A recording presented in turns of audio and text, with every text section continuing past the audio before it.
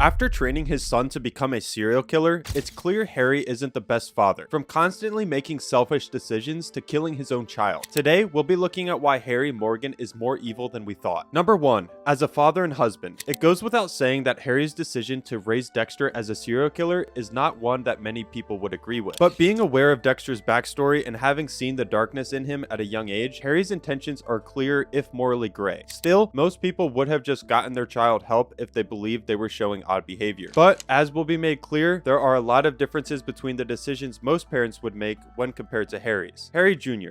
In the very first episode of Dexter Original Sin, there is a major reveal that Harry had a child before Dexter and Deborah. The child, named Harry Jr., drowned to death in the Morgan swimming pool in a tragic accident. It is easy to write this off as an unpredictable event that could have happened to anyone, but in the case of Harry Morgan, we know that he is an incredibly bad father. When his only son was drowning in a pool, Harry was parked in a lazy boy chair, drinking and watching a football game. By the time he realized that his child was missing, it was too late. He jumped in the pool to save the boy and desperately tried to save his life with mouth to mouth, but sadly, the boy was already dead. Harry's wife, Doris, was away from home. She entrusted her child to him only to return to see his dead body being taken away. Harry has a history of harming his children by neglecting them in the original series, but here he may have actually committed gross negligence that resulted in a child's death. And did he face any repercussions? No. Outside of his own guilt and some strife in his marriage, Harry continued to live his life as normal. Doris even seems to have forgiven him after some time. What's worse is he went on to develop an even worse drinking problem, possibly as a result of the tragedy. Grieving is completely understandable, but his decision to continue heavily drinking combined with the way he goes on to treat Dexter, Deborah, and Doris proves that this was not simply a freak accident that Harry was willing to grow from, but a pattern. Instead of being there for his wife and developing as a parent, he began drinking even more heavily, making him no better of a father than before the incident. Harry Jr., like the rest of them, truly deserved better than Harry. Deborah Morgan, the forgotten child. Deborah's may have been one of the saddest storylines in the series, due in no small part to the actions of her father, Harry Morgan. Through Dexter's flashbacks, the extent to which Harry overlooked and even outwardly rejected Deborah's attempts for connection is revealed. From a young age, Deborah was shunned and made an outcast in her own home. Always the outspoken firecracker many have come to love, Deb would regularly make her desire to be included known, but it never seemed to faze Harry. In season 1, episode 6 of the original series, Deborah is trying to prove to her father that she is capable of going hunting with him and Dexter. Despite how well she shot and handled the gun, Harry exhibits no concern for her feelings of exclusion. Deborah! What the hell do you think you're doing? Or even the fact that yet another one of his children could have easily died on his watch by handling a dangerous weapon without supervision. You and your brother know never to touch my guns unless it's under my direct supervision. Instead, he yells at the young girl and tells her that he is disappointed in her. I'm disappointed in you, Deborah. Seriously, he's disappointed in an 8-year-old child for trying to bond with her family. Harry saw those hunting trips as a way to help Dexter release his dark urges without hurting another person. He may not have seen them as unsafe for Deborah, he may have feared that her inclusion would expose Dexter's secret. But in either scenario, there are still better ways to have handled the dilemma. He may have been upset with her for handling a firearm without permission as well, but as her father, it begs the question how she, a small child, was even able to access the weapon in the first place. More gross negligence. He makes no attempt to connect with Deborah in any other comparable way, leaving her emotionally alone for years, even after her mother's death. This was a consistent theme between Harry and Deb right up to his death. Throughout her teen years, Harry's negligence allows Deborah to fall into a series of dangerous circumstances. She attends college parties despite being in high school. She drinks heavily and, in one instant, is almost sexually assaulted during a public blackout. Deb and her friends use cocaine, and she is even able to store pot brownies in her home refrigerator without Harry noticing. Are you ladies ready to party? Deborah routinely sneaks out, staying out as late as she wants, if she even comes home at all. As she continues to spiral, Deb loses her best friend, punches her teammate in the face, and gets suspended from school. Morgan!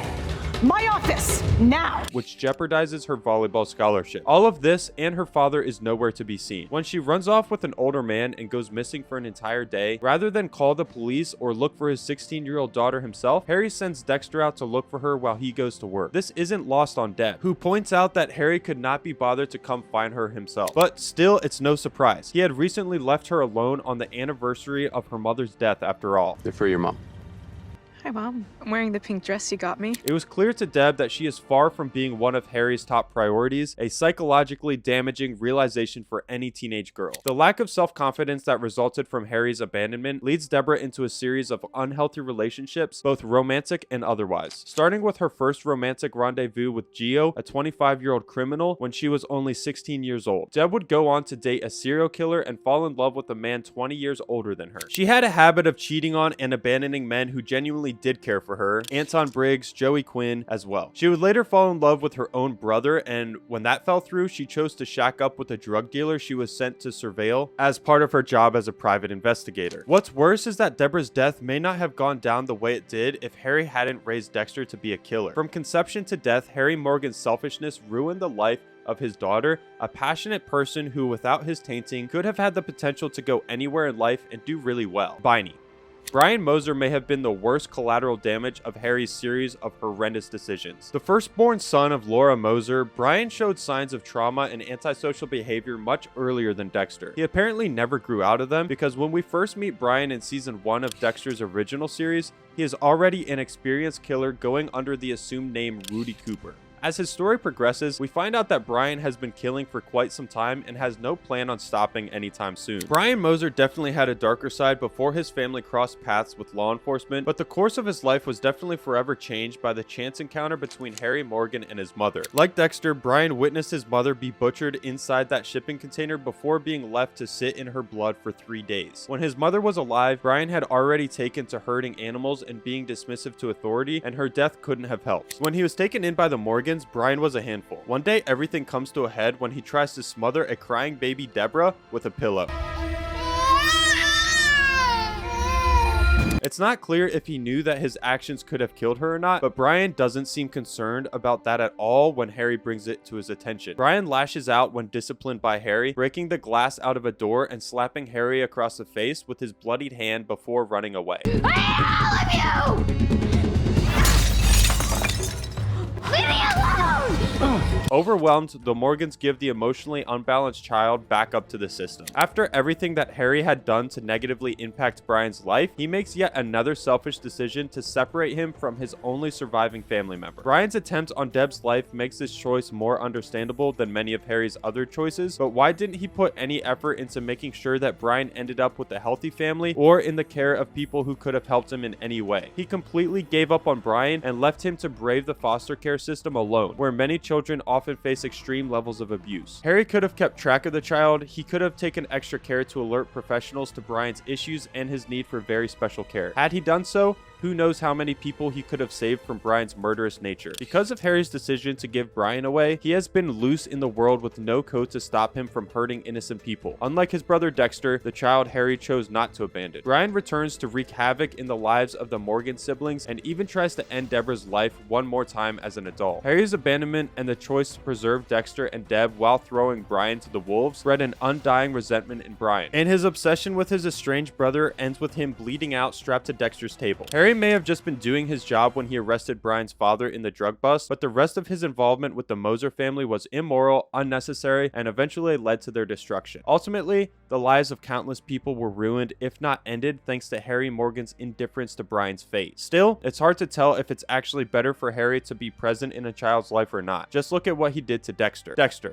Perhaps the most obvious example of Harry's poor judgment, Dexter came to be in Harry's custody under the same circumstances as Brian, and it's not really clear if that was for the best. Throughout his life, Harry makes one selfish decision after another in an attempt to shield Dexter from the truth of his origins. Harry gives away Dex's only brother, he lies to him about the fate of his biological parents, and never makes mention of Brian even when Dexter is finally old enough to engage with all of these facts. Harry often frames these choices as if they were meant to protect Dexter, but by the time Dexter uncovers all of his father's secrets, even he is left wondering if they were actually just in place to protect Harry himself. After creating a web of lies for an impressionable young Dexter, Harry lays the groundwork for his only remaining son to become a serial killer. With the help of Dr. Evelyn Vogel, a woman of highly questionable ethics herself. 2 weeks ago, you told me that your son Dexter had asked to see the actual scene of a homicide? Yes, he kept asking and asking. The victim had fallen through a sliding glass door, so there was blood everywhere. Harry creates a strict code for Dexter that teaches him to lie and kill with impunity from a very young age. Dexter was not yet a serial killer, so Harry could have sought help from any number of professionals with more conventional methods. But instead, he settles on a deranged woman who wants to help turn his traumatized teenage son into what she calls the perfect psychopath. For anyone else, her intense desire to shape their child into a killer would have been a huge red flag, but not for Harry Morgan. He makes the baffling choice to use her disturbed methods as if he saw no other potential in Dexter, which is sad because when Dexter visits his adoptive mother's grave on the anniversary of her birth, Deb asked me what I miss most about you. I couldn't tell her the truth. he confides that he misses having someone around that saw good in him. I miss someone looking at me and seeing a chance at goodness. It begs the question, would Dexter have ever been a murderer if Doris had been in charge of his development instead of Harry? This is impossible to know, but that is yet another failing on Harry's part as a dad. Doris. After years of cheating on her and neglecting her only child to death, miraculously, Doris decided to forgive Harry and remain married. In Dexter: Original Sin, it's revealed that she is at the very least aware of his affair with Laura Moser. Is their mother Laura Moser, the woman you had an affair with? Yes. So it's not a stretch to assume she knew of some of the others. But when Deborah is born, Doris tells Harry he has to end the extramarital affairs and be committed to the family, leaving room for them to work it out. This must have been incredibly difficult for her, but Harry still has one boundary left to push. After getting their mother killed, we know that Harry brings Dexter and Brian Moser home to care for them. In a move that was no doubt humiliating to Doris, Harry asked her to adopt the children of the woman he had just had an affair with. For many, it would have been a difficult decision, but not for Doris. Ever the saint, she immediately puts her own feelings aside and agrees to take the boys in, saying, "These boys need a mother." These boys need a mother. As it turns out, this is just another ordeal for her as Brian's poor behavior comes to light. The final straw being when he tried to kill baby Deb for making too much noise. Why did you do that? Too noisy. Harry had already inadvertently caused the death of Doris's first child, and now it looked like his selfishness would kill her second child as well. When he decides that they can't handle Brian's level of trauma, He's had flashes of violence. He put our baby in danger. We can't handle his level of trauma. Harry gives Brian back to the adoption agency. This no doubt created a whirlwind of conflicting emotions for his long-suffering wife, who genuinely seemed to love children. Doris may have really loved him, but it's obvious that she never would have experienced any of that misfortune if not for marrying Harry Morgan. Especially after Doris's death, Harry's actions as a parent truly boggle the mind, but the extent of his questionable character stretches far beyond his family life. Number 2, as a cop. Affairs. Harry Morgan's work keeping Miami safe as a detective is often used to paint him as a good person despite his screw-ups as a father and husband. But was he even a good cop? In season 4, we learned that Harry had the habit of sleeping with his criminal informants. I was one of his girlfriends, if that's what you're asking. There were others. In her efforts to learn more about her father's background, Deborah discovers that he had been having affairs with several of his criminal informants. What stuff? Dad was fucking Valerie Hodges, but apparently she was just one of many.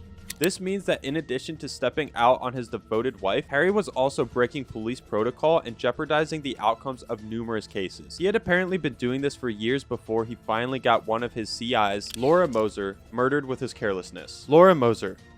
The fate of Laura Moser was sealed the moment Harry Morgan set eyes on her. Her involvement with the case that eventually led to her death and dismemberment began on shaky ground. Laura, I'm disappointed in you. Why am I here? What do you want from me? No games. You, Sergeant Morgan, the kids, one big happy family. After locking up her boyfriend Joe for his part in the cartel's operation, Harry coerces Laura into being his CI, dangling her freedom and the fate of her children before her to force her hand. Laura's connection to the drug cartel was even more tangential than Joe's, meaning she would not have had much time to face, if any. But Harry misleads her so that he can use her in his investigation. You want the girlfriend to be your informant. Well, Joe refused to cooperate. Strata would never trust him, but Laura, they would never see coming, and I know how to use her. Being less aware of the system and almost completely at Harry's mercy, Laura reluctantly agrees to be his informant to protect her boys. I'm sure your kid is worried sick about where you are right now.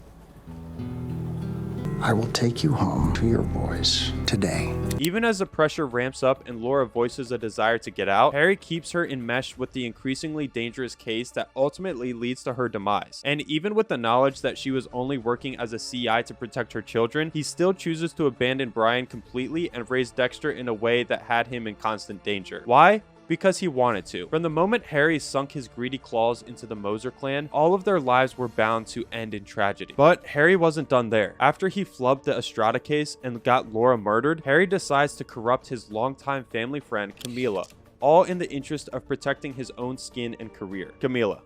As the record keeper of Miami Metro's homicide department, Camila stood guard to one of the remaining loose ends that could expose Harry for what he truly was. Within the files of the Estrada case, all of Harry's sins were laid bare for anyone with an interest to discover. Knowing this, Harry used his leverage as a close friend to get Camila to alter the records. That all mentions of Dexter have been removed from Laura Moser's case files. I understand. As far as our records are concerned, Dexter was never in that shipping container. This is of course illegal and morally compromising, but Camila seems fully on board. No doubt because Harry took the time to convince her that it was all for Dexter's benefit. Either way, Harry's horrible series of choices were his own problem, and still he chose to compromise the ethics and employment of a dear friend. Had she been caught tampering with the files, it's easy to assume Camila could have been terminated and even prosecuted. But that is apparently of no issue to Harry. He goes even further, basically swearing Camila to secrecy, having her hide the records and lie to Dexter's face for years, even after Harry's death. October 3rd, 1973, Laura Moser and 3 others found chopped up with a chainsaw.